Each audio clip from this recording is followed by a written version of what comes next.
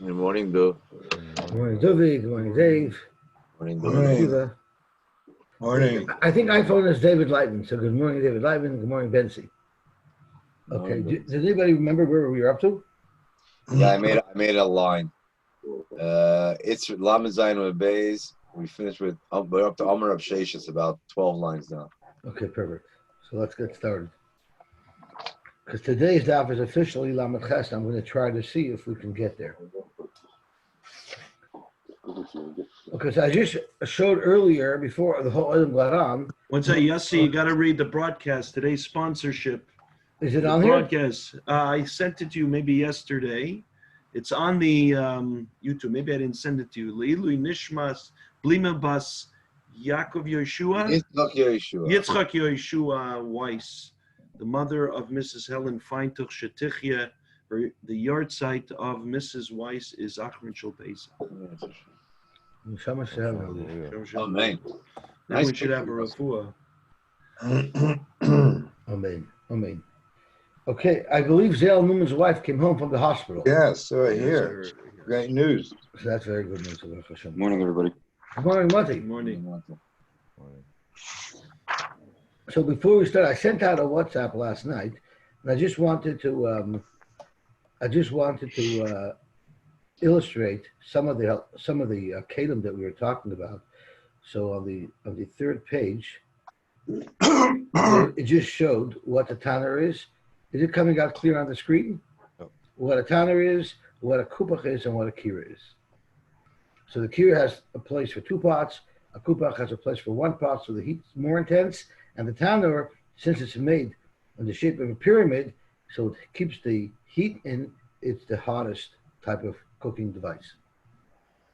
Okay, let's see the Gemara right there. Omer Reb Sheshes, Omer Reb Yochanan. So the last thing that we learned was 2 separate Gemaras that said almost the identical thing. That was that even if it's caught mavahuvara, you could still make shehiyah. And the reason why the Gemara repeated it twice was because even gecholim shel roisim, which are very strong and long-lasting gecholim, even there, if it's caught mavahuvara, it doesn't mavatal the original katima, and you could still do either a chazara according to Chananya or shehiyah and chazara according to the Rabban.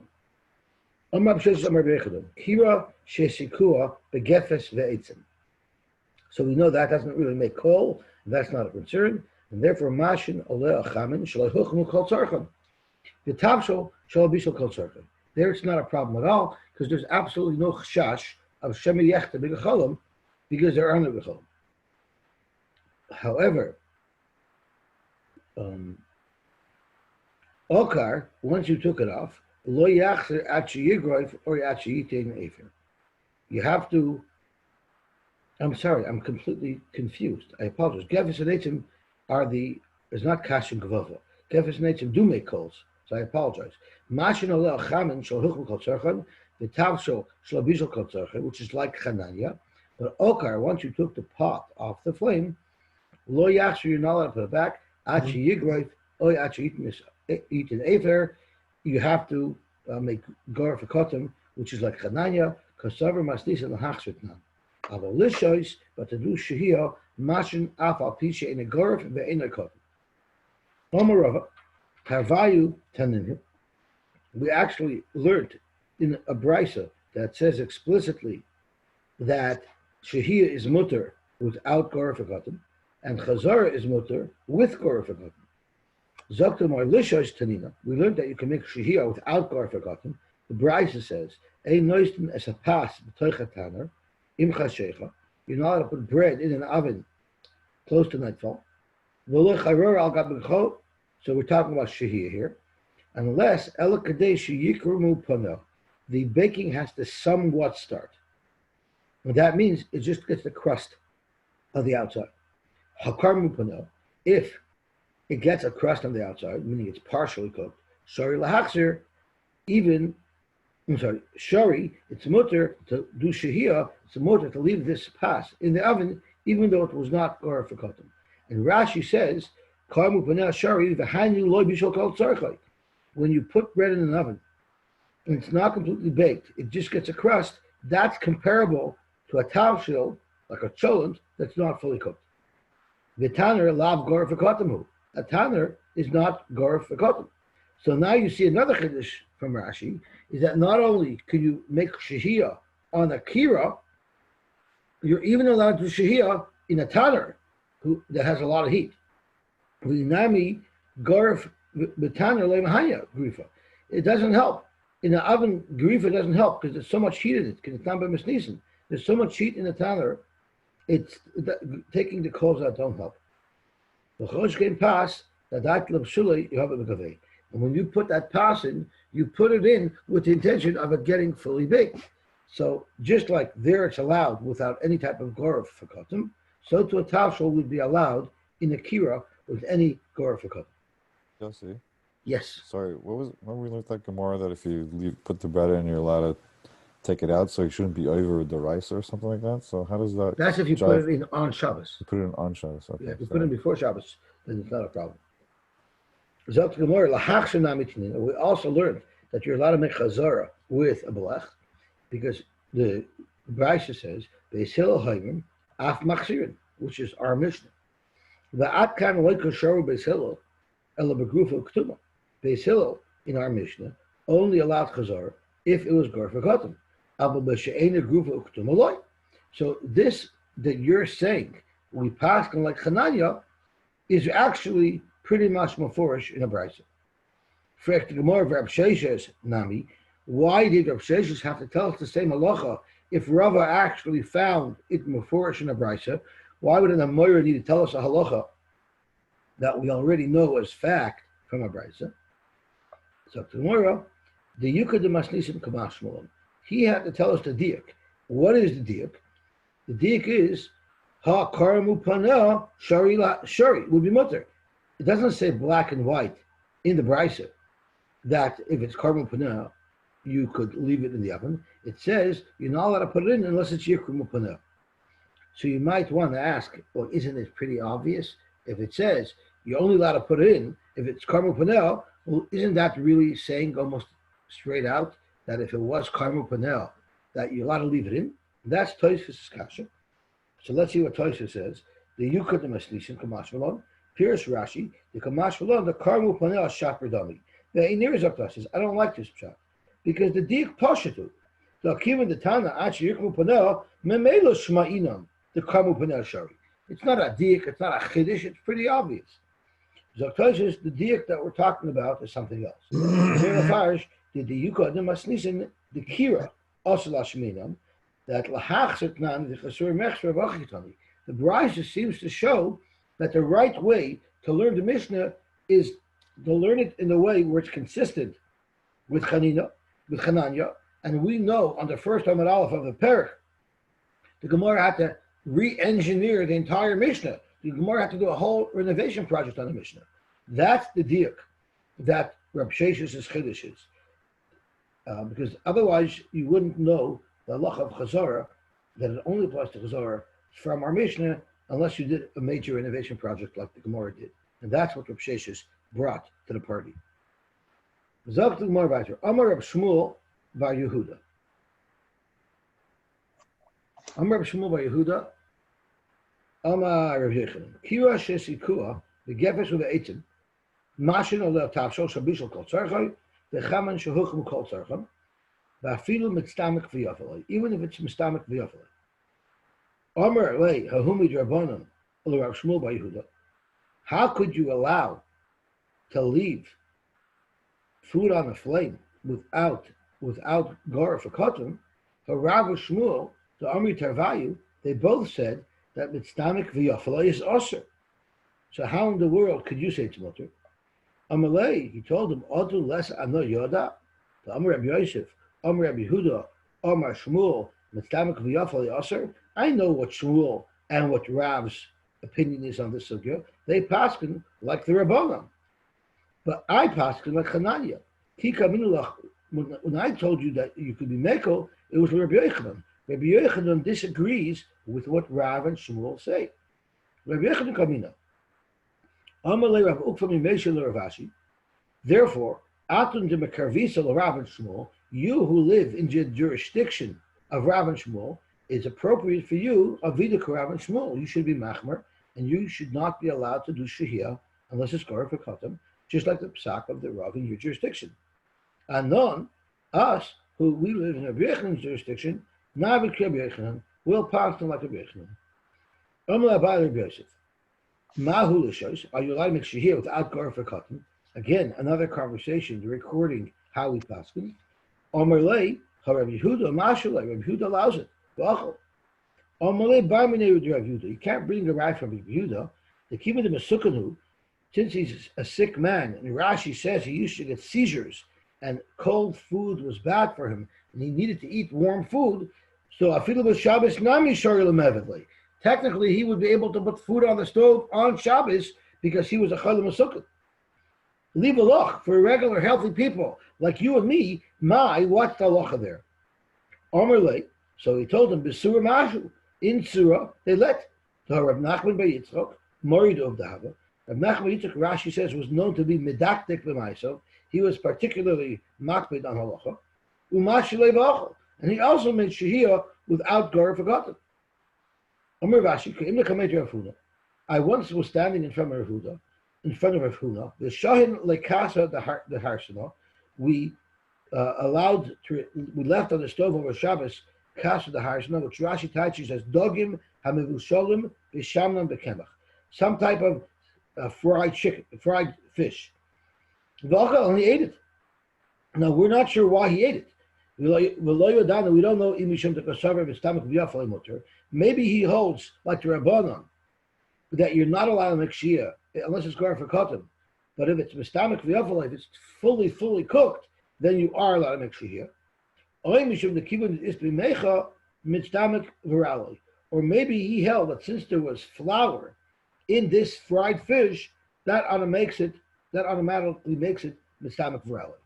So here, there was no thought that he held like Chananya. The question was, according to the Rabbanon, maybe mistamik v'yafaloi, if it's fully cooked, it might be allowed.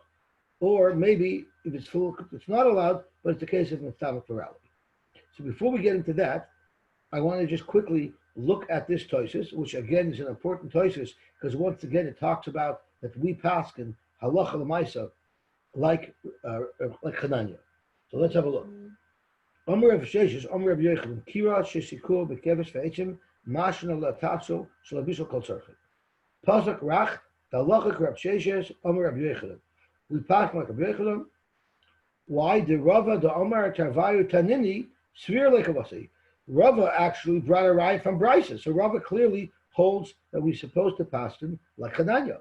V'chein Pasuk Rashi, and we'll see Rashi in a minute who passes this way. This time I season the Perakama Kechananya. And therefore, halacha l'maisa l'muter lahashois afilu be'eina grufa, aval lahachzer, but to make chazara, v'adei aser elam kin gor v'kadim, v'afilu bishal kol tzarka. So that's the Tosfos here, paskin halacha l'maisa. And let's look at Rashi. Rashi doesn't paskin like that. Doesn't only paskin like that. He actually seems to say that he used to actually do it. Because if we look at Rashi here, v'anan as dimashinon k'deira agabe kira. We actually do this halacha l'maisa. It seems to say that Rashi held of that minute. At the Chananya Samchinon, we rely on Chananya. Hoyel epnan stam asnisim kavasei. Kida Omer hakar mushari the avogab lebisol kol tzarkai and Vomer Absheshish mishmei Reb Yochanan kavasei the masnisim the pirkim mishum chazara hu debar grufa aval hashas loy. So you see, Rashi and Tosfos both paskin lekula like Chananya, although the Rabbanon, the Rambam and the Rif argue, and the Beis Yosef paskins like the Rambam and the Rif Chumrah, but the Ramah is Mekel, and he says that we're noyig to be Samech on Rashi and Tosfos who are Matir. Now we're looking at this new heter. That's a Sephardi Ashkenazi thing. I'm not sure. I can't imagine that the Sfardim don't try to tap in. You know, they have their rice. They're eating their rice and their beans this week. But I bet you they're not using a blech for Shia with the rice and the beans in the after shul. I don't know. I'm not sure what they do. But if they normally pass like the Beis Yosef, then they would have to be machmer here. And even non-Svardim are a lot of them are machmer because when you learn the halachas, the Schneider brings down from the achroin that even when we were makel because of a comment that's one of the early achroin made, that if we try, Klal Yisrael is so makbid on covered Shabbos. They're so into their onik Shabbos that they need to have hot food. They will not accept a restriction that will restrict their having hot food on Shabbos. Avad l'Shem Shemayim. So because of that, we're not able to enforce that chumrah. So it's almost like a shtickle, like a mutav shushogin vayumazidin. They didn't want to force this on Klal Yisrael if Klal Yisrael clearly was very uncomfortable with it. And again, it goes back to what the Rav always says. The Rav always says that I fear my debista like Reb Shmuel Salant. Reb Shmuel Salant, when he took on the Rabbanos in Yerushalayim, he said that under my debista of it, no one is ever going to ignore or not accept anything that I say. Everything that I say will be accepted. How do I know? Because I'm never going to say something that I'm afraid won't be accepted. So that's called reverse diplomacy. Mhm. Okay. On the other hand, I remember my brother, when he lived on Palm Drive, used to daven Mincha Ma'ariv in Clanton Park. And he used to, between Mincha Ma'ariv, Rabbi Weber used to say a shir in halacha between Mincha Ma'ariv. So he once said something very, very stark. He was learning Hilchos Nedarim, and his question was, what's the halacha if a mashulach comes to your door, you give him $20, and he throws it back into your face? Is that a neder? So now that's tzedakah, or if he gives it back, you can take it back. And then he turns to one of the very wealthiest members in the shul. You can all use your imagination. Sir, did that ever happen to you? So he says, and then he says, I don't know if he said it at this comment or in a different drush. He says, I can say whatever I want because I know I can't get thrown out because I negotiated myself a very, very strong severance package. And I'm sure, as he said, that someone was thinking, oh, yeah? So anyway, Clanton Park, at least temporarily, wanted to adopt a policy of having a virtual roof. It seems like their idea took hold because now all of Klal Yisrael relies on a virtual roof. And I think that, like many industries, they're afraid it's never going to go back to their original way. Once people get used to this new way of life, I'm sure Rabbanim are terrified as well. So let's see where we're up to. Now, when it comes to mistamach v'yofaloi, mistamach v'raloi, I always thought, until I learned this Gemara, it just means if it's getting dried out, it's mistamach v'raloi. If it's not getting dried out, it's mistamach v'yofaloi. But in fact, we're going to see from the next Gemara that it has nothing to do with that. It's very objective. And there are certain foods that the Gemara designates as foods that are mistamach v'raloi, and there are certain foods that the Gemara designates as mistamach v'yofaloi. And right here is when we have our first example of it. Because the Gemara said, since it has flour in it, mistamach v'raloi. So now we see the Gemara holds that any product that has flour mixed into it automatically is called mistamach v'raloi. And if you think about it, it makes sense because the Rabbanan are never going to make halachas depending on people's opinions. Some people like a steak more well done. Some people like it less well done. The Chachamim had to have very clear gzeros, things that wouldn't be dependent on everybody's individual tastes. And in fact, that's how it is with mistamach v'raloi, only the things that the Gemara designates as such. Amar Nachman, mistamach v'yofaloi aser, if you were doing shia without gar v'kotam according to the Rabbana, or chazara according to Chananya, it's aser if it's mistamach v'yofaloi, but mistamach v'raloi would be mutter. Klal the milsa, what's the general rule? Called the isbei mecha, anything that has flour in it, mistamach v'raloi is considered mistamach v'raloi. Levar mitavshel the lifta, if you're cooking turnips, if that has flour in it, that will be considered mistamach v'yofaloi. But that also has a condition. That's only if there's meat in the dish. So it has to be made out of turnip, meat, and if it has flour in it, that will be considered mistamach v'yofaloi. If it's just turnip and flour, that's called mistamach v'raloi. And even if it has the meat, that will neither make it mitztamik v'yafaloi. That's only if you don't need it for guests. We know that when you leave meat into a pot longer, it starts to disintegrate. We all know that our cholent meat that we put in the cholent is not as big and prominent as those pieces that you put in on Friday. When you're spending $12 for this meat, and then on Shabbos you open it up and you say, "Where's the beef?" Because it disintegrates as it remains longer in the pot. So therefore, if you don't need it, I'm sorry? Halavai 12. So if I was talking about hot dogs. So if you don't need it for guests, so you don't mind if it disintegrates, you know your protein is in there. But if you have guests, you want to serve them like a piece of meat. So you have a real problem if it's going to disintegrate. So therefore, anything that's meat, if you're expecting guests, then that's for sure it's tamuk v'raloi, because as it cooks longer, it's definitely degrading the quality of the meat. Zakamor, what about lifta? And lifta, Rashi says, is a maichel she'oisem mita'enim. It's something that's made out of figs. Or daisa is like a porridge that's made out of wheat or barley or some other grain. The tamri are dates. Mitztamik v'ra'alahed. Anytime they stay on the flame, that's called mitztamik v'ra'alahed. Now we have a whole new sugya. What if? We know you're not allowed to make shehiyah if it's not nisbashal, k'maichel ben jesoi, or according to the Rabbanon, you're not allowed to make chazara. I'm sorry. I want to take a step back.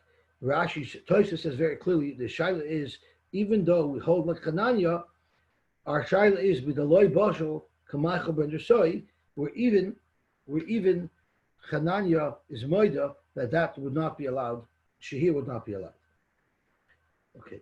Zog to Gemara, what if you were in a situation where you were not allowed to make that shehiyah, and shachach kedera al gabekira ubishlo b'Shabbos, and you left a pot on the stove and it cooked on Shabbos. Now the question is, this is something that you forgot shehiyah. If you forgot shehiyah, if you forgot that you're not allowed to make shehiyah, and you put a pot on a flame, forgetting, that's not called doing shehiyah b'shogig. That's called putting the pot on the flame b'shogig, which would be chazara. Shehiyah is if it was, you put it on the pot a couple of hours before Shabbos, with the intention that you were going to take it off before Shabbos, and then right before Shabbos you forgot to take it off.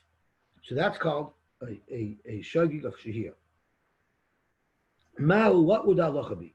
So this was a question that was asked of Reb Chia bar Abba. Ishtik, he didn't answer. He didn't say anything. But the next day when he said a shir, he incorporated a hint into what halacha should be into a shir. And this is what he said. He went out and darshan the following. If someone cooks on Shabbos, you're allowed to eat that on Shabbos. But b'mezid, if it cooks, b'mezid on Shabbos is over, and issue the rice of bishul, lo yoichal, you're not allowed to eat it. V'lo shna, and there's no difference between mevashel, the difference that I made between shogig and mezid by mevashel, that would not apply to shehiyah.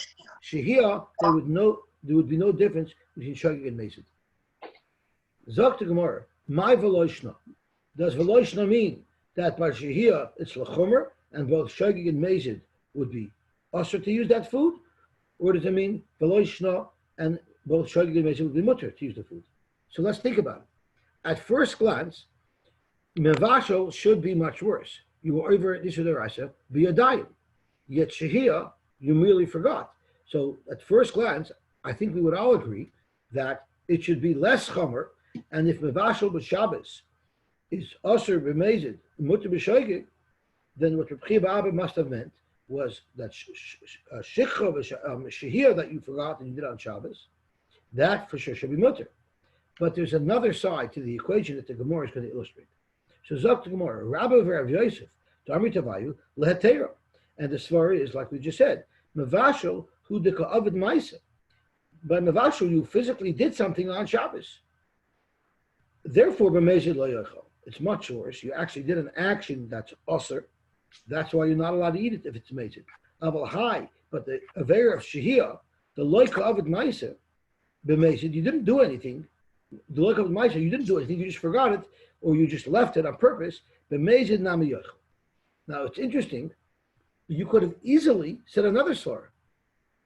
Putting food on the flame on Shabbos is a malacha d'oraisa. Making shehiyah at worst is only d'Rabbanan. And the Gemara doesn't even bring as a factor why we should be more mekel by shehiyah the fact that it's a d'Rabbanan. So the Rishonim bring a dig from here that when it comes to asering shogig or to mezid, there won't be a difference if it's d'Rabbanan or d'Oraisa. The only reason why we're suggesting that shehiyah should be less chomer than actually mavashal is because shehiyah, the aveira, was violated through a non-action versus bishul, which the aveira is violated through an action. Rav Nachman bar Yitzchok says exactly the opposite. Li'isura, it's mavashal who delay asi le'arume. We know mavashal is the issue d'oraisa. No one's going to try to make it look like he did it b'shogig if he's actually doing it b'mezid, because nobody would dare want to get burnt, pun intended, with the aveira of bishul d'oraisa on Shabbos, and therefore b'shogig yochel. Aval high. So therefore, since no one's going to do it on purpose, they don't have to outlaw shogig because someone can do it b'mezid and claim that he did it b'shogig. That's not going to happen. So therefore, they can allow someone to use the food if they were made bishul on Shabbos b'shogig. Aval high, the asi larume, when it comes to shehiyah, where at worst case it's only a d'Rabbanan. If somebody wants to purposely violate the d'Rabbanan and still get an aliyah in shul, he'll just say, "Ui, ich hab vergessen." That's all he has to say, and he can get away with it. So therefore, there'd be a need to be mechazik their gzeira, and therefore b'shogig nami lo yochel. So now we have a machlokes between Reb Nachman bar Yitzchok, who understood Reb Chia bar Abba's psak as by shehiyah b'mezid. If you were over Rashah, you're for sure it's aser, whether it's shogig or mezid. And you have Rabbi Reb Yosy who understood Reb Chia bar Abba's psak as whether it was shogig or mezid, it will be mutter if you made shehiyah. So Yosef Zalman, the Rishonim only have do not have their raya from Reb Nachman bar Yitzchok. The Rishonim only have their raya that it would that what you said before only from the Amoira before him. Why do you say that? Because Reb Nachman bar Yitzchok is basically saying that a person could claim that a d'Rabbanon is not that a person would be over a d'Rabbanon b'mezid and just so you're saying yeah, but there's still that same svara. I could counter argue that the fact is it's d'Rabbanon, so maybe we shouldn't be machmer by mezid or by shogig. So there's still that argument. What Nachman bar Yitzchok is saying is his svara of asur larume, he that trumps the argument of the fact that it's d'Rabbanon. Okay. So really, so he's also overlooking the fact that there's a kula that's d'Rabbanan for another reason that he considers more serious, and that is that by Shia it's asi larume. A guy will purposely leave it on the stove, and in shul when they don't want to give him an aliyah, he'll say, "I'm a big tzaddik. That I forgot." What's this for me? But because of that, Yossi, he's actually saying it's therefore going to be it's therefore my reason to make it usher too. Correct, but not because it's so you're saying the fact that it's d'Rabbanan it plays a role in why someone would be asur larume. Right. So you're taking the fact that it's d'Rabbanan and you're looking at another ramification of the fact that it's d'Rabbanan. And isn't that what Reb Nachman is doing? He is indeed, but what the Rishonim are medayik from here is you're not mekel by a d'Rabbanan. You don't automatically assume by a d'Rabbanan kula. Reb Nachman bar Yitzchok turns it over on its head. He said actually the fact that it's d'Rabbanan should actually lead to a chumrah. Mm-hmm. Okay. So if anything, Reb Nachman Bar Yitzchok is taking this idea to an extreme. Rabbi and Reb Yosy are saying we can't rely on the fact that it's a run to Mekel. We have to have another reason because it's like Ovid Maisa. Reb Nachman Bar Yitzchok said, not only will I not use that sword to be Mekel, I'll actually use that same sword to be Machmer. Zok more about your Meisvei. Shochach Kedera al Gabi Kira. If someone left a pot on top of the stove, ubishla b'Shabbos, and it cooked on Shabbos. So the halach is b'shoigeg yoichel. If it was b'shoigeg, he can eat it. B'mezid lo yoichel. Zok to Gemara, zok to Brisa. B'mei devar mamon b'chamen shal huchmu kol tzarchan b'tavshol shal bishol kol tzarchan. Aval chamen shal huchmu kol tzarchan b'tavshol shal bishol kol tzarchan bein b'shoigeg bein b'mezid yoichel. Whether it's shoigeg or mezid, you can use it because you didn't have havdah from this iser that occurred. Different if you had water that was fully cooked, that's mutorin shemistamik for alloy. Once water is steaming hot, any more heat that you apply to it will cause it to evaporate. That's surely not good. The tabshel shubisakol tzarchay is also osir mipnei shemistamik for yoflo. So, sorry, chamin would be mutter because it's mistamik for alloy, but tabshel is mistamik for yoflo. The chol mistamik for yoflo. Again, you see that it's not subjective. It's actually, there are certain species that are considered mistanik v'yafaloi, going kruv, such as cabbage, or pulling and beans, ubasa torf, and ground meat. Usr, it's going to be usr because it's mistanik v'yafaloi. V'chol mistanik v'raloi mutter. So let's go back and chop up this price. Katani miya, tavshel shaloi bishol kol tzarkai. If there was a tavshel shaloi bishol kol tzarkai, it's going to be lo yoichal. Right? It says Shachar Kader al Gabakir Uvishla b'Shabbos b'Shogig Yoichel b'Mizil Yoichel by B'Med V'Mamum b'Chamin Shlachil b'Kol Tzarchay b'Tavshel Shlach B'Shol Kol Tzarchay. And that seems to be unanimous. That it's Tavshel Shlach B'Shol Kol Tzarchay. It's going to be Aser b'Mezid and Mutter b'Shogig. Now this is shver according to everybody because Rabbi Reb Yosy said Sai Mezid and Sai Shogig is Mutter, and Reb Nachman Bar Yitzchok said Sai Mezid and Sai Shogig is Aser. And our Brisa says that Mezid is Aser and Shogig is Mutter. So both of our previous psukim are going to be under fire. Zoktamor Bishlam Reb Nachman Bar Yitzchok loy kasha. You can avoid the whole kasha. You know why? Because kan kodim gzeir, kan lacher gzeir. There was a gzeir that was put into force that asered everything, bein Shogig, bein Mezid. So you could say that the Brisa that we're asking from is before the gzeir was enacted. But Reb Nachman Bar Yitzchok is paskening halacha l'maisa after the gzeira was enacted. Elo Rabbi Reb Yosef, the Amri La'atera, Rabbi Reb Yosef, who paskins that bein shogig and bein mezid b'shehir is going to be mutter. Well, let's think about it. Ikodim gzeira, if they're talking about before the gzeira, well then kasher mezid. Why would mezid be mutter? Because the brachas mezid is usher, and he'll acher gzeira, and if it's after the gzeira, kasher nami shogig. Then shogig is also sure. How could it be mutter? So tomorrow kasha, sure.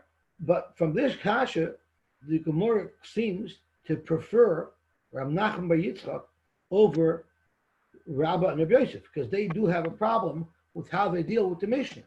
So let's assume that if you forgot or if you purposely left a pot on the stove when you were not allowed to, when are you not allowed to?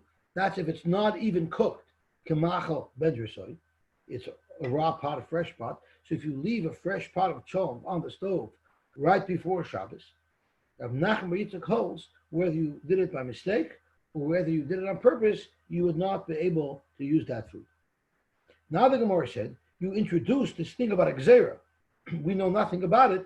Where does this gzeira come from? My gzeira. What is this gzeira? Amar Yehuda bar Shmuel, Amar Rav Abba, Amar Rav Kahana, Amar Rav.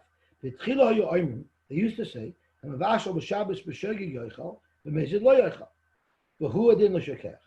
forgetting it on the stove, with Shehia, our case, would have the same halacha.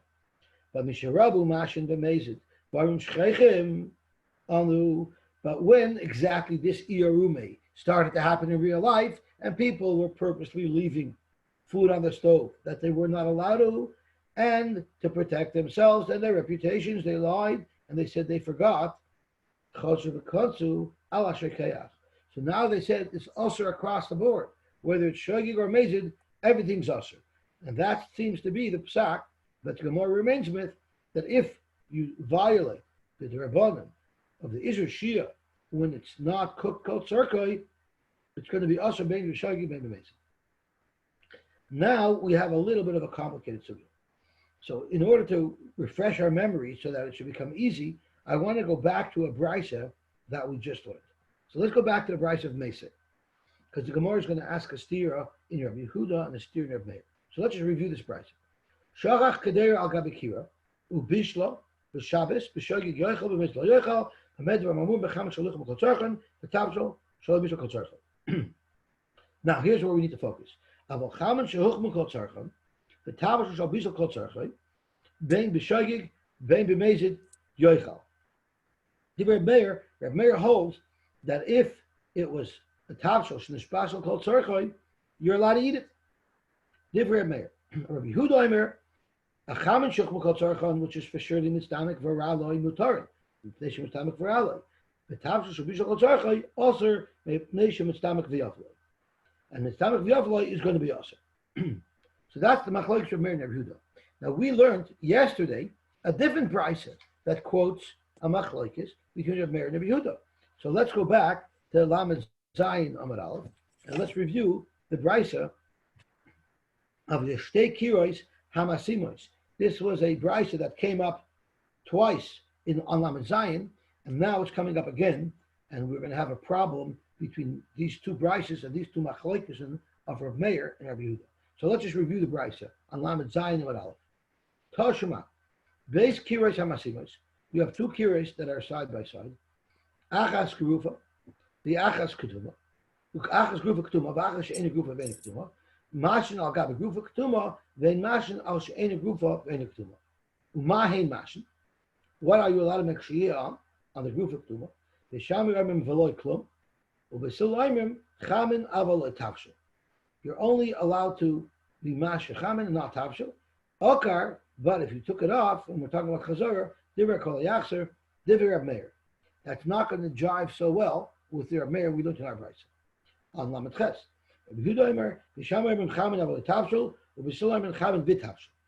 So now we have this machlokes, and we're going to now compare it to the machlokes that we have on Lamed Ches, and it's going to be somewhat troubling. So let's have a look.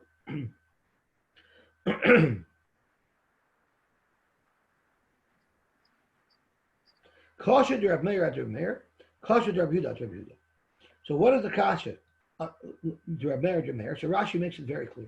We just learned this brisa on Lamed Zayin Amud Aleph that Reb Meir aliba de vesil chaman avaloi tavshel. According to Reb Meir, even if it's gar for kotam, you're only allowed to leave water on that stove, but you're surely not allowed to leave a tavshel. V'hacha shari chaman v'tavshel shebishal kol tzorchai. And here Reb Meir said beferish that if it was chaman or tavshel that was fully cooked, you're allowed to leave it on. Yet on Lamed Zayin, it says that tavshel is completely out. So that's the stira in Reb Meir. And kasha Reb Yehuda Reb Yehuda. What's the stira Reb Yehuda Reb Yehuda? Again, Rashi says the hasam Reb Yehuda chamin v'tavshel. There Reb Yehuda said that once it's gar for kotim, you're allowed to make kshia or chazor both on the chamin and on tavshel. V'hacha also tavshel shel bishul kol tzarkoi. And here he said that even the tavshel shel bishul kol tzarkoi is going to be usher. So we have a steer in Reb Meir and we have a steer in Reb Yehuda. Zot Gemara, Reb Meir like kasha. It's not shver the steer of Reb Meir. Let's just review what the kasha was. That before Reb Meir said in this hill that you only allowed to be masha chamin, and here it says that both chamin and tavshel are mutter. So Gemara, there's a very big difference between the brisa before and our brisa. The brisa on Lamed Zayin wasn't discussing after the fact if this happened. The brisa says lechatchila you should not make shia on tavshel, only on chamin. But what if you did? If you did, then Reb Meir is mekel if it was huchmu kol tzarchai. So it's not a kasha. Meir who is machmer lechatchila not to allow it, but the Ebed, if it happens, he's going to be mekel. The Reb Yehuda namid kasha. And what was the problem with Reb Yehuda? There Reb Yehuda said that chamin and tavshel you're allowed to make shia on. And here he said, even if it's tavshel shehuchmu kol tzarchai, it's going to be usher. How come it's more chumrah over here? Lakasha kan b'grufa ktuma, kan b'sheni grufa ktuma. The brisa before was talking about a pot that you took all the coals out of it. Since you took all the coals out of it, there Rabbi Yehuda held that you were allowed to chatchila make hatmana or make shehiyah on tafsha. But here it's speaking where it was not gar for kotam, you were not allowed to leave it there, and therefore he says that even with the eved he's going to answer. So in fact, it's not a stira. What was first seemed to be a stira between Reb Yehuda from before and Reb Yehuda here, as well as Reb Meir, is not a stira. Now we're getting into a whole new sugya. That's going to be somewhat troubling because the Gemara Shaila is as follows: Iboilu over v'shamai. What if you b'mezid left it on the stove? So right away, all the Rishonim jump. Isn't that the subject matter of the machlokes between Reb Nachman bar Yitzchok and Rabbi Reb Yosef? They said losh nashagig, losh namezid is you're allowed to eat it, and Reb Nachman bar Yitzchok said losh nashagig, losh namezid you're not allowed to use it. So how come we're now clearing the shaila here of our Rishah? We've already went through that. So Tosfos says that we're talking about a different case. Tosfos says the case was v'deloi mashal kamachal ben Jeshoy. I'm sorry, v'deloi mashal kamachal ben Jeshoy lekalokmi. There you can't say that. That's what we're talking about. The hakvar pashat le'il yisur Reb Nachman bar Yitzchok. So Tosfos is asking, what is the shaila over here of Avar Rishah? It can't be the same case as before. Near Lari, the meboyale b'bashal uv'shayik. The shaila is if it was cooked fully and it was b'shayik, even though the words Avar Rishah is not mashal like that. V'alibed Rabbi Yehuda, and the shaila is according to Rabbi Yehuda. Alpagav de'in alachak Rabbi Yehuda. Very, very dachuk. He spoke out, I believe, from the Ritva, a much, or it might be from the Ram. It might be from the Ram, or it might be from the Ritva. I don't remember, but he brings down that the case was where you made shehiyah, you left it on the stove illegally, and we know Reb Nachman bar Yitzchok says bein b'shagig, bein b'mezid, not allowed to use it.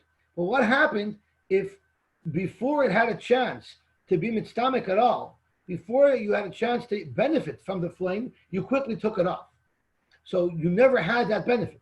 So yes, you made the shehiyah, but there was no benefit of the extra cooking because it was taken off the flame right on Shabbos quickly before it had any benefit. And that's how those Rishonim learned the Shaila. So Avar Rishah, but there was no benefit from the cooking because you took it right off the stove. What will be the halacha? Mi kansu Rabban Oiloi, will the Rabban cancel him even though he had no benefit from the malacha? Zoktamar Toshima, the Omar Shmuel bar Nasan, Omar Reb Chanina. K'sheholach Reb Yosy Tzipuri, when he went to Tzipuri, Motza Chamin Shenestol al Gab Kira. He saw water that was left on the kira, and it seems like it was left there on purpose, and it seemed like it was taken off before you could benefit from it, and he didn't outlaw it for them. So you see his maker. He also had a case of Beitzim Mitzumokoich Shenestol al Gab Kira. They were eggs. So from the water, it's not a raya because the water is taka no benefit because the water is always mitztamek for alloy. As it stays on the flame, it evaporates. But the next case was beitzim mitzumokois shenistol al akira b'ashalem. But when he saw there were eggs there that were overcooked and they became almost flat like pancakes from the overcooking, and that he said was also my lav lois Shabbos. Pashup pshat is he didn't let him eat it, which means even though they didn't benefit from this malacha on Shabbos, and it wasn't a malacha from this shehiyah, they didn't benefit from it, he still said they can't use it. Zakmar loy. Of course he let them use it. And you don't have a raya from here that he would ask it. It means the Shabbos Haba. What he told them is, this week you can eat it, it's the Evid. But next week, don't do this again. Next week, make sure to take everything off the stove before Shabbos. Michlal, we could deduce from here that the Beitzim Mitzumakos Mistamkos Filofalendu. From this whole Gemara, we can figure out that shriveled up, overcooked eggs is a maila, not a chesaron. Is that so? As a matter of fact, it is. I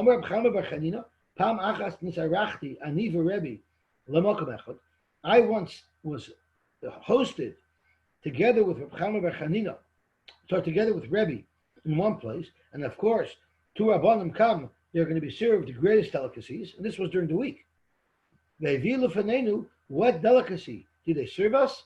Beitzim mitzumokos ko'uzderin. They were so dried out, they were Rashi says shenitztamku achinasu dakos ko'uzderin. They were like discs. That's how dried out they were, and that was served us. But we ate a lot of them, meaning clearly this was a delicacy. So when eggs get overcooked on the stove, that's a mila, and we don't have a raya as to whether or not the Chazal answered if you bemazed, left it on the stove on Shabbos, but you quickly took it off before it had a chance to benefit. We don't have a pshitas to that side. So now that we finished the sugya of shehiyah, now we're going to get into the sugya of chazara. So this is a simple case. You have a pot of chol, and you want to take from it on Friday night. So you take it off the stove, you take from it, and now you want to put it back. Are you allowed to do that? A. And B is under what conditions are you allowed to do that? So let's have a look. Now, we know halacha l'maisa, I guess we'll deal with halacha l'maisa later. Sorry, Yossi, there's no difference than pot on top of the oven or like you showed us early on or inside the oven as well. The halacha of chazorah would be the same. Are you talking about the olden day ovens? Olden day ovens are really today's ovens too. When we open it up, today's ovens there's actually a shayla in the achroin, but most holds today's ovens are like akira, so they would have exactly the same halacha. Halacha is akira, and so the halacha of akira would be the same really than on the top, taking a stove off the top and putting it back as well. Correct. Okay. I'm not sure what the halacha would be in a old-fashioned oven where there's a lot of achroin. I'm not sure what the halacha is over there. You're talking about the tanur, old-fashioned tanur, and the triangle. And what that's relevant nowadays is there are poskim the Mishabura brings down that a commercial oven, like a pizza oven, a baker's oven, might have a halacha of a tanur, and there might be a problem with all these things on Shabbos. So when we're discussing it, we're discussing your typical home conventional oven. And one of the main reasons why Reb Moshe says that our current ovens, even though you could set them up to very high temperatures, the reason why they don't have a halacha of an old-fashioned oven is because they have thermostats. And when you set them, they never get so hot. And because of that, it doesn't have the halacha of the old-fashioned tanurim. It didn't have a thermostat. They just got very, very hot. So let's see what... Okay, well, you're not talking about a stove top. You're talking about the oven itself. I'm talking about both. A stove, Moshe holds that a stove top and an oven that we have nowadays have exactly the same status. So whether or not you want to keep your children in the oven, or whether or not you want to put it on the stove, or a crock pot, and a crock pot. Or a crock pot as well. So chazar would be allowed under certain conditions. Okay. And that's what we're going to see today. The Solam Af Machzir. Reb Sheshes said, the Divrei HaOmer Machzirin, those who hold that you're allowed to make chazar, and that of course is everybody holds you're allowed to make chazar. It means Beisil holds you're allowed to make chazar. It's afilu b'Shabbos. What does afilu b'Shabbos mean? The Rashi says b'yom ha'mochos. You're even allowed to take it off the stove on Shabbos morning and put it back. Why would there be a difference between putting something back on the stove Shabbos morning or Friday night? Zok Rashi, it's only if you took off the pot from the flame at night, we let you put it back. The Hasamud the Shari, when you're taking it off the stove, it's obvious to everybody that if I take cholent off the stove Friday night, we know that I'm just noshing from it, and for sure I need it for tomorrow. So it's obvious in every part of that action that that's going back on the stove. And we're going to soon see intention to place it back on the stove is an integral part of the heter. But if someone wants to take cholent, so someone who fit davens in the first minyan, and he wants to taste the cholent that we have for the second minyan, so he wants to take some out, there it's lemuchach, the shokolay adati dahadure. There it's not muchach when he takes it off the stove Shabbos day that he intends to put it back. And then maybe you bought the hatmana maybe the original setting that it was on the stove is bottle when you take it off with the seeming intention not to put it back. Okay. So let's see. There's a chomer of Toysus here that I mentioned earlier, which is not Allah Lamaisa. And Toysus holds that the Iser Chazara is not only on Shabbos, it's actually even before Shabbos. Meaning, you're not allowed to put something on the stove right before Shabbos where it would not have enough chance to get fully heated up before Shabbos. Toysus has such a chomer at the beginning of the sugya. But we don't hold like that. Anyway, so let's go back to our chazara. I want to take a chol pot off the stove, and I want to be able to put it back on the stove. So tomorrow, you're allowed to put it back on the stove. Shabbos. Again, this is all if it's gar for cotton. So in other words, if you had a blech.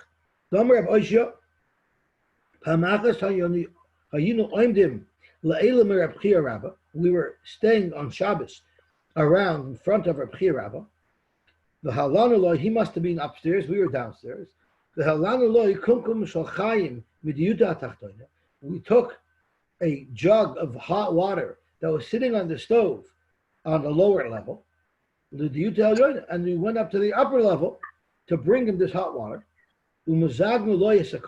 And we poured this hot water into his kois of yain. And then we took this jug and we put it back on the fire. We made chazor. And he didn't say a word, meaning he clearly agreed that we were allowed to make this chazor. How did he know?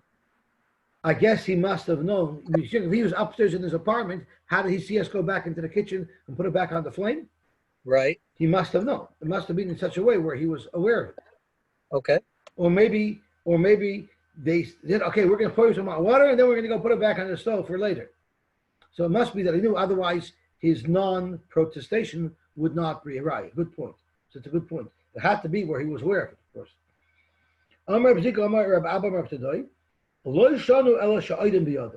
So he puts in a new tonight.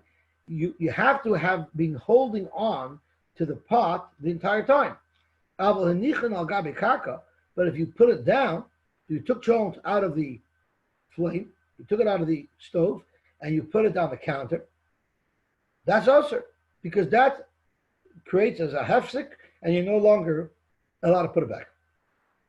Reb Ami said, don't listen to the chumrah that Rav Tadoi adds to the mix, where he requires oidon biyadoi. You have to be holding on to the pot. You know what? The Ovid Lagarmei, Rav Tadoi, the Ovid Lagarmehu the Ovid. He did that for himself. That's his own shita, but we don't pass on that. Even if you took the pot off the stove and you put it down, mutter, you're allowed to put it back on the stove. However, Pligi bar Abdimi, v'Rab Shmuel bar Yehuda, v'Tarvayu mishmeid Rabbi Loser, and they're both arguing as to what was Rabbi Loser's opinion. They're both arguing what Rabbi Loser said. Chad Omar oidoin b'yodoin mutter. One man holds that if you're still holding on to the pot, it's mutter. However, al gabe karka osir. But if you put it down, it's osir, which is what Rav Tadoi said. Chad Omar hinichan al gabe karka nami mutter. Even if you left it on the ground, it will be mutter, which is this machloikis that we just quoted. Omar Chizkiya b'shmei Abaye. Had amrit oidoin b'yodoin mutter. There's another condition that we have to deal with. That you say it's mutter if it's in your hand. So it's not enough that you should be in your hand. You need another condition that you have to have in mind when you take it off the stove that you're planning to put it on the stove. But if when you took it off the stove, you were planning to serve it completely, and then after you took whatever you took out of it, you thought, hey, you know what, maybe I should put it back so we can have it for later, that's also. Because when he took it off the stove, he had not intended to put it back on. Michlal, from here we could deduce the al gabe karka, if he actually put it down, because independent of this halacha that you need daita lahachzer, he said that you need oidin biyadoi, which means you need both. You need both, that it should be in your hand and it should be daita lahachzer. And if any one of these two conditions are missing, you would not be able to put it back. But Igad Amri, there's another shita that's not so machmer. Amar Chizki v'Shmei Dabai, Chod Amrit al Gabe Karka Osir, that we said if you put it down, you may no longer put it back on the stove. That's loy Amar Noshe Ein Dait El Hachzer. That's if you didn't plan to put it back. Aval Dait El Hachzer Mutter. Mechalal Shebe'oidem B'Yodoi Afal Bi She'ein Dait El Hachzer Mutter. So you always need one of the two. Either you have to hold on to it the whole time, even though you were not really intending to put it back, but since you're holding on to it the whole time, that allows you to put it back. Or if your intention is to put it back, then you could even put it down since the entire time you're thinking that you're going to put it back. The boy of your Shayla, tell him b'makol mahu. What if you didn't put it on the floor, but you weren't holding it in your hand, but you hung it on a stick, on a hook? So is that called putting it down or not? Or if you put it on the bed, what would the halacha be? Or boy Ravashi pinan mimechem al mechem. You poured the hot water from one pot into another pot. Can you put the second pot back? Now, what would be the halacha? Zok the Gemara teku. The halacha is a teku. Now halacha l'maisa. We're machmer and all these things, and we need 5 conditions to be able to put the food back. A is the pot has to be gar for cotton. So in order to be able to put food back on the flame, it has to be, you have to have a blech. A. B is when you take it off the fire, you have to have in mind that you're putting it back on. C, you need oidem b'yodoi. You have to be holding on to it the whole time. D is you need that it should not have cooled off, because if it cooled off, it's going to be usher. And the 5th, tonight I forgot, so let me look it up. And it also has to be mevushal kol tzarchoi. It has to be fully cooked, because if it's not fully cooked, then you have a problem with vishal. So the 5 tonight are again is grufa v'tuma, mevushal kol tzarchoi, oidem b'yadoi, daito l'hachzer, and it had to have stayed hot. If you have all those conditions, then you're allowed to put the chol back on the stove. So I take the Friday night. I took the crock pot off the oven, out of the case, right, and I wanted to take some of it. So then I stirred it. I went from the bottom because I was looking for the beef before it shrunk, right? I want to try to get to it Friday night. So I'm reaching down to the bottom. I'm turning the bottom now to the top. So I don't know if that's considered bishul achar bishul or not. Obviously, it wouldn't be because the chont would have been cooked before. And then I put it back in the oven. Did I fulfill all the conditions? But I'm turning it over. It's okay to turn it over. Yeah, because whenever you're taking something out of a pot, it's called hagasa. You're actually stirring it. So you're allowed to do that. Once it's off the flame, you're allowed to do that. I mean, there are certain shittas who hold you're not allowed to stir it, even if it's off the flame. But we hold that once you stirred it once, stirring it again won't have an impact, and you're allowed to. Hagasa stirring, sticking a ladle into the chol and serving it is actually a problem of hagasa. It's called stirring. There are those who are makbid actually to pour it out, not even to take it with a ladle, but we all take it with a ladle.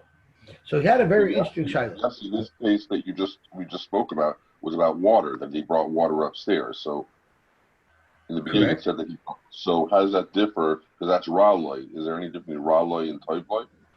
No. As long as it's mavushak on tzarkai, even if it's mistamak to you would be allowed to put it back on the stove. Yossi? Yes. So according to the original, the first mandiyama, where there was no chumras at all, and you can leave it till the next day, right? Well, it can't be cooled off. Oh, that's So what I was take it going to off ask Friday you. night. If it's cooled off, if it's the next day, it was cooled off, then you can take a pot that was cooked from before. What are you Shabbos and put it referring on. to? The Rashi that it said it's b'yom ha'machros? Yeah, so this is The Yom way Machos I is understood it definitely was you took it off the stove b'yom ha'machros and you put it back on b'yom ha'machros. the way I understood it was he took it off and he left it. No, I understood that the first minion wanted to steal some of our cholent, so they took it off the stove, but they knew they better put it back so that we should have hot cholent. Because I was wondering if you took it off and left it off and it cooled off, then you can take any pot, even if it was cooked before Shabbos. That's right. So that you're not allowed to do. Now he has a very interesting halacha over here. He has a very interesting halacha. What would be if you have someone staying at your home for Shabbos and they want to help? And they want to help serve your soup Friday night. And they go to the stove, they take a pot off the stove, and they put it down, they open it up, and they see there's cholent in the pot. So now they messed you up because you don't have cholent for tomorrow because they took the pot off the stove and they thinking that it was soup. Surely had no intention of putting it back on the stove tonight. So it was in daitem lachsa. So what is the halacha? Are they allowed to put that cholent back on the stove, or did this poor guest now feel like an idiot because they ruined the Suda tomorrow? And it's speaking where this guest was eating by them tomorrow also. Otherwise, at least they wouldn't have to know about it. So that's the shaila that he asks. So he says it's actually a machloikis between Reb Akiva Eiger and Reb Shach. Interesting enough. So he's still holding on to the cover in the hand, though, right? He's going, and he's holding the cover. Could be still Am I holding right? the cover. Well, it's probably not a he. It's probably a she. Because Okay. no he would ever go take anyone's pot off their stove. Well, what kind of guest is in the kitchen taking the pot off anyway? Someone who wants to be helpful, a seminary girl. And then you have a seminary girl and she wants to help. So that is the shaila. So he said it's totally in the following shaila. And this is why Reb Shach and Reb Akiva Eiger argues. Reb Akiva Eiger held lekula because the shaila is this, that you have to have daitem lachsa. What does that mean? Does that mean you have to have a positive kavana? I intend to put it back? Or is it just a requirement that your intention shouldn't be that you weren't planning to put it back? But if you didn't have any specific kavana, maybe that would be good. So Reb Shach held that since when this person took the pot off the stove, there was nobody, not the host, not the person who took it off the stove, had specific kavana to put this pot back, you wouldn't be allowed to put it back. But Reb Akiva Eiger held that since it's not his pot, and the fact that he wasn't planning to put it back, the fact that the guest wasn't going to put it back, doesn't matter, because the host always wanted that cholent put on the stove, and Reb Akiva Eiger held that you were allowed to put back that cholent on the stove, and it wouldn't be a problem.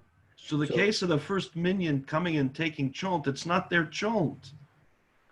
You said that their das should also be good. So that's right. Whatever their das is irrelevant. Very good. I hear. Very good. Very good. Okay. So that was one shaila. The other shaila is, what happens if it's a heavy pot? Imagine in the Agudah, you want to take a huge tray out. It's very, unless you have two people, you can't hold it and take stuff out of it. So there's a shaila. What if I put it down, but I'm holding on to it? Is holding on to it considered that it's still in your hand? So Reb Moshe is actually mekel. He holds you're allowed to put it down as long as you're holding on to it the entire time. The Bir Halacha, the Chavetz Chaim holds that it would be a problem, and he has a diak. He has a diak from the Lashon Haramah. But Reb Moshe is mekel. You're allowed to put it back if you're holding on to it the whole time. Then there's another shaila. What would the halacha be if your stove broke? Your stove broke. Someone told me that he had a problem on Pesach. Rabbi Lowy said you're allowed to sell chametz gomer to keep for after Pesach. So he has a side by side, a freezer and a fridge. So the entire freezer was full of chametz, and he was using the fridge on Pesach. And so he had the freezer taped off, and the fridge he was using. And his nozzle, his fridge and his freezer broke on Pesach, on the second day of Pesach. So what's he supposed to do? He has all his chametz gomer going bad. So he says, all the stuff that was in the fridge, I was able to transfer over. But the stuff in the chametz, he wasn't clear. He wasn't clear what he did exactly. But I'm thinking of calling him Motzei Yom Tov to ask him if he has some extra bread.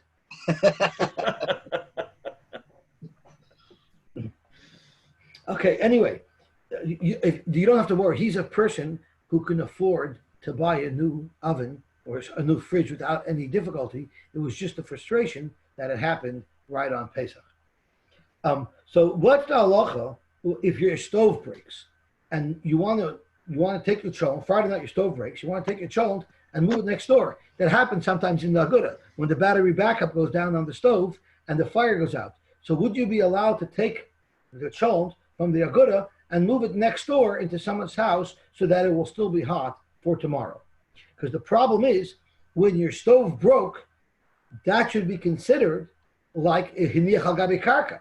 Because while your cholent pot is sitting on a stove that has no fire at all, why is that any different than if your cholent pot was sitting on the karka, which our Gemara tells us this allows you to do the chazor. Well, when did you just discover that the oven was broken? The next morning after it's been broken for 5 hours, or No, it during had to still be hot. davening? Yeah, if it wasn't still hot, then you're for sure not allowed to make chazor.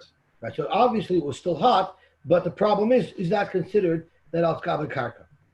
So he actually he brings down from I don't, maybe you know who this person is, Reb Yosy Simon. He's probably a Sardish Poisik. He wrote a sefer called Or Yitzchok. He says it would depend what the Isser Chazor is because we had two pshatim. We had one pshat that it was Shema Yechta B'Gecholim, and we had another pshat that it's Mechzik Mavashel. So if the reason why it's also to make Chazor because it looks like I'm cooking something, when I'm moving something from one stove to another stove, it for sure doesn't look like I'm cooking something fresh. It looks like I'm going to like I'm just moving it around. It looks like a chazor. But if you hold al Shema Yechta, maybe it would be a problem. But that was just an interesting shaila that he brought up. Why isn't the shaila that the chazor is not a true chazorah, meaning chazorah to the actual? It doesn't actually mean chazorah by putting it to a different fire. That's not chazorah. Chazorah means to putting it back to the original fire. That should be the gist of the shaila when the stove is broken. So what would be the reasoning why it should be worse putting it on a different stove rather than on the original stove? I don't know. You're saying it doesn't fit the term chazorah, which means putting it back to the same place. Yeah, but I guess that's not something that's ma'akiv in the shaila. Okay. Okay, Zot Tehelig Gemara Vayter. Now, the reason why it's important to know these little shilas that come up is because if Chas Hashem, such a situation ever happens, it's good to know which Rav to ask. It's good to know what he's going to answer before you ask, and then you know which Rav to ask. So in the case of the guest who took it off, you should for sure not ask Reb Shach. You should ask Reb Akiva Eger, because he'll be matter it for you. Zot Tehelig Gemara Vayter. Tanner. Now we're up to a Tanner. Yes, don't we need to daven? What time is it? Oh, it's 8:12 already. I'm very, very sorry. I'm very sorry. Yes, we better stop here. Okay, have a wonderful day. Thank you very much. I lost track of time. Are we doing Howell again at 8:30? It's on the schedule. Okay, so we'll see you for Howell. I don't know about that. Yeah. The shear starts officially at 7:20? 7. 7 o'clock. Okay. Have a wonderful day, everybody. All the best, Kultur. Bye-bye.